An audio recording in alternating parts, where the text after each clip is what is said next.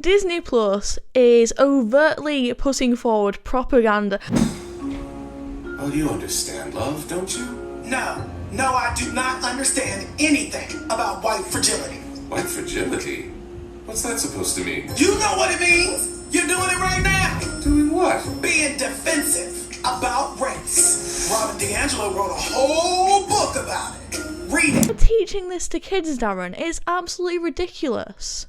It is. I mean, Disney Plus, we should call it Propaganda Plus, because I can think of nothing more racist, Jess, than this notion that an entire group of people, based on nothing more than their immutable characteristics, are privileged or indeed fragile. Because I tell you what, both America and Britain actually have an issue with. It's not an issue with white fragility. It's an issue with weak men that leave their children or their partners to pursue hedonistic alternatives via drugs, booze, or casual sex instead of fatherhood, right? It's fatherless homes that are responsible for many of society's ills in this day and age. And I really do think that so many of our problems are stemming from that one particular issue of there not being a role model for young men anymore, right?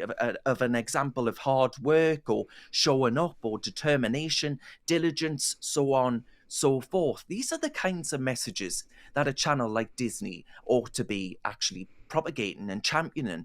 These are the kinds of issues that we should be having a conversation about. But these activists, right, they recognize, like D'Angelo, that there's more bang for their buck through selling books that push these racist ideas that there would be on saying that we're all the problem. We're all the problem because of our skin color. And all of these things don't get called out, because if you do, well, you're a racist. If you say, well, actually, I don't think it's right for biological men to play in female-only sports, well, you're a transphobe. Debate and speech has been shut down across the piece, and I say shame on Disney for actually allowing this kind of propaganda to be pushed into the homes of young people.